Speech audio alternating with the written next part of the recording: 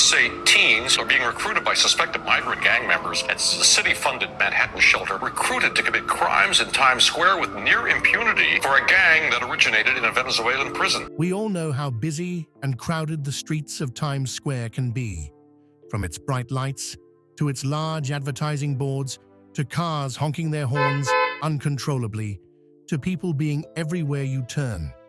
That square is the literal definition of beautiful chaos. And with that beautiful chaos were boys that were inciting real chaos, the terrible kind. They would wander about looking for something troublesome to do. And guess what? These boys were very young. They were barely teenagers, 12 and 13 years old, the both of them. And they had fallen into the wrong crowd and a very bad habit. Day after day, these two boys would sneak into shops and take things that weren't theirs. They would pick people's pockets in the square and even broadly snatch things from people. It was something they always did together, but no one actually knew if they wanted to do these things or if they were being forced by the gang they had fallen in with. They were young, and they seemed to now be enjoying this life of thieving and pickpocketing. And you might ask that this is Times Square. Sure, the police must have heard about these serial pickpockets and shoplifters, and yeah, they have. But that's the unbelievable part of this is, the boys have been arrested several times, but because they were minors, they couldn't be charged for their crime. One of the boys, whose name was Jay, was always daring the other one, Sam, to do the next big thing. Jay was the older one, and he was always a bit louder and a bit braver. Sam was quieter, a little more thoughtful, but he followed Jay anyway. They had to do these things, whether they wanted to or not, because unlike those who had parents and security, these two were migrant children whose parents were no longer in the picture. All they had was the gang they belonged to that asked them to do these things. They didn't have a home of their own. Rather, they stayed in an asylum shelter right there in New York. Jay would pull Sam along whenever they were instructed to go for one of their crazy escapades. Sam's heart would be pounding, but he didn't have a choice. Neither of them did. They would go along with whatever instructions they were given by these gangs. They chose the shops in Times Square because they were glittery and full of things, and the boys found themselves having to take things from these shops all the time. It started small. They first began taking little things. They'd take candy from a stand or a small toy from a shelf. But over time, they started evolving to more expensive things. The gangs began asking them for things that were way more important, like expensive jewelry and clothes and even shoes.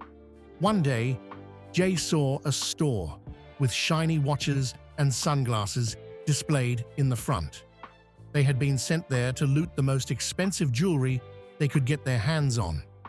They were scared because this particular store had guards. But regardless of how scared they were of being caught by the guards, they were scared of the gang even more. Jay took one look at Sam with that fake, mischievous look in his eyes and whispered, "Let's go in." Sam felt nervous just as Jay was, but Jay didn't let his nervousness show because he needed to inspire strength. Sam felt confident because Jay looked confident, so he nodded, following Jay like he always did. From the moment they stepped into the shop, they had eyes on them, because it looked very odd that two children would come into a jewelry store together without a wardrobe or parent or even an adult. Everyone knew that children couldn't afford jewelry, especially not children that were dressed up as them. Inside the shop, the boys walked up and down the aisles. Jay's eyes were scanning for something they could slip into their pockets without anyone noticing. But that felt very hard, almost impossible even. If this was any other place or city, they would have been cornered to be questioned. But this was New York. This was Times Square. one of the most busy junctions in America, and maybe even the world. So they were probably used to people of all ages coming and going in and out of shops.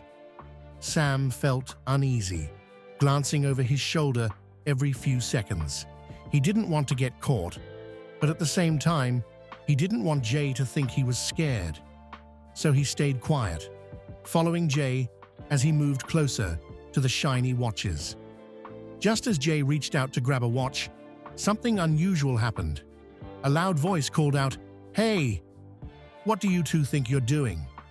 The boys froze, expecting to see a security guard or an angry shopkeeper. But when they looked up, and they saw someone they did not expect. Not even you would have believed it. Standing in front of them, in a black t-shirt, and with a strange expression on his face that they could not understand, was none other than Elon Musk. Elon Musk? The boys had seen him on TV and in the news. They knew he was a famous billionaire who had made electric cars and rockets. They always imagined what it would be like to be as rich as him, to be able to live in a good house, eat good food, and live in peace without having someone controlling and threatening your life. His wealth and independence was the kind of thing they could only dream of. But what was he doing in Times Square? And why was he looking at them with that bizarre expression? Elon folded his arms and looked down at the boys. He said to them with a rather disciplinary tone that if they want something, they don't have to take it without asking. He told that there were better ways of getting things, ways that didn't involve them getting in trouble. The boys were speechless. They had no idea what to say, and for the first time, Jay looked nervous. Elon looked at them with a kind of patience, as if he understood them, as if he had seen kids like them before. Then Elon took a step closer. He looked at them with a firm gaze, but not threatening. "Why do you two want to take things that don't belong to you?" he asked. They were both speechless. Jay shrugged because he was trying to look tough. He was even tempted to throw a tantrum, but he did not. He knew that he would not go to jail because he was a minor, so this gave him some confidence. Still, there was something about Elon's stare that shook him up. Sam was the one who spoke up quietly. He stammered as he told Elon that they didn't have stuff like the jewelry in the store, looking down. Elon listened, nodding slowly. After a moment, he knelt down, so he was at their eye level, and began to talk to them like they were adults. He didn't seem mad, just thoughtful. He asked them if they knew he was, and they both nodded. And he said to them, "You know, I wasn't always this rich. I had to work hard, and it took a lot of time. But there was a moment when I realized that the world has so much to offer if you work for it. Elon offers a saving grace." The boys looked at each other, then back at Elon, who seemed to be lost in his own thoughts now. He told them a little about when he was young, how he had to work hard to make his dreams come true. He didn't talk like a teacher or like he was giving them a lecture. It was just like he was sharing a story. The boys listened quietly, something in Elon's words sinking deeper than they expected. Elon wasn't talking down to them. He was just explaining that they could have more, that they could find ways to get what they wanted without taking things that didn't belong to them. He told them that they both seemed smart and that they could do a lot if you wanted. His words really got to them, and Sam replied that they would do better, but they just needed one of those watches. Elon gasped in disbelief. Was it that these boys were just immune to common sense? But then something shocking happened. Sam grabbed Elon by the arm with his eyes shaking with tears in them. He begged Elon to get them that watch, promising that they would stop after that. Elon was confused at first. He didn't understand what was going on. A normal person would have been straight up appalled by what the child said. But Elon wasn't normal. He was a deep thinker. He looked closer at Sam. Then his eyes went to Jay, who had been quiet this whole time, and his eyes had been going from one corner to the other. He knew there was more to them than they were letting on. There was something about the fear that was in Sam's eyes. He was begging for the jewelry like his life depended on it. That wasn't the plea of someone who was stealing just to put on something shiny and cool and fancy. This was the plea of a desperate child who was scared. Elon was concerned. He asked the little boy if he was okay, and he nodded, saying that he just wanted the watch. Elon asked why he wanted it, and that was when Jay finally spoke. He told Sam not to say anything and told Elon that they had to go. He grabbed Sam's arm and was about to walk out, but Elon stopped him, and what he did next could not have been foreseen. He took off his own watch from his wrist and handed it to Sam, telling him that it was more expensive than the one they wanted to steal. But he didn't stop there. He went even further to do something that surprised them. He reached into his pocket and handed them each a small card. On it was an address and a phone number. He told them that he didn't know what they were involved in or what the problem was, but that if they wanted to learn how to do more, how to build things and be free from whatever was making them so scared, they should call the number on the card.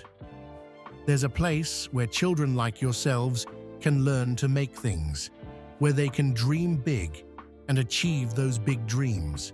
In this place, you are free. Maybe you'll be interested, he said to them, and Jay looked at the card. He was a bit skeptical, but something in Elon's eyes made him pause. Sam held his card carefully, feeling the weight of it, even though it was just a small piece of paper.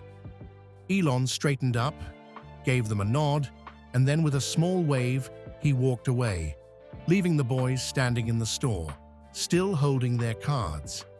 After a moment, the shopkeeper came over, looking curious but not angry. The boys, still holding their cards, realized they didn't want to take anything anymore. They took their eyes off the watches in the showcase. It was never of any interest to them, and they left the store quietly. The necessity of their adventure had been replaced by something different, a sense of wonder, maybe a bit of hope. The boys didn't talk much on the way home, but that night, Sam lay in bed staring at the card. The address was a place he didn't know, somewhere a bit farther than he'd usually go. But the idea of learning to make things, of creating something instead of taking it, filled his mind with a kind of excitement he hadn't felt before. The next day, Jay and Sam met up, and without saying much, they agreed to check out the address. They had no idea what they'd find there, but they were both curious. They walked through new neighborhoods, feeling a bit out of place, but after some time, they found the building. It was bigger than they expected, with tall windows and a big sign that read, "Dream Builders." Inside, there were kids of all ages working on projects, building things with their hands and learning from adults who seemed kind and patient. The boys wandered in, feeling a bit nervous, but also excited. One of the instructors, a man with glasses and a gentle smile, noticed them and came over. "Welcome," he said. "Do you want to learn how to make something?" Jay and Sam nodded, a bit shyly, and the man showed them around. There were kids building models of robots, others designing small machines, and some working on computers. It was a world they hadn't known before, a world of creativity and discovery. Over the next few weeks, the boys returned to the Dream Builders Center often. They learned how to make things, how to solve problems, and how to think bigger than they ever had before. Elon's words stayed with them, giving them a sense of direction they hadn't felt before. And slowly, they stopped thinking about taking things from stores. They realized that what they wanted wasn't just things. They wanted to feel important, to feel like they could achieve something, to feel like they mattered. And in this new place, surrounded by tools and ideas, they were discovering that they could build that feeling themselves. They never forgot the day they met Elon Musk in Times Square. They never forgot the way he looked at them, not with anger or disappointment, but with hope and a belief that they could do better. He shifted the direction of their lives with that one action. They were able to disconnect from the gang. One day they visited Times Square again, and as they looked at the lights and the shops, they laughed, remembering their wild and shackled past selves. They thought of all they had learned since then, all they had created, and they felt grateful for the path they had taken. A path that had started with a chance encounter and a small piece of paper. And in that moment, they knew that no matter how big the world seemed or how hard it was to find their place in it, they had something even better than all the things in those shops. They had dreams and the tools to make them real. Do you think Elon really saved their futures there? And did he really do right by those children? Share your thoughts with us in the comments section. Remember to like, share, and subscribe for more. Also, click the next video showing on your screen. You will enjoy it.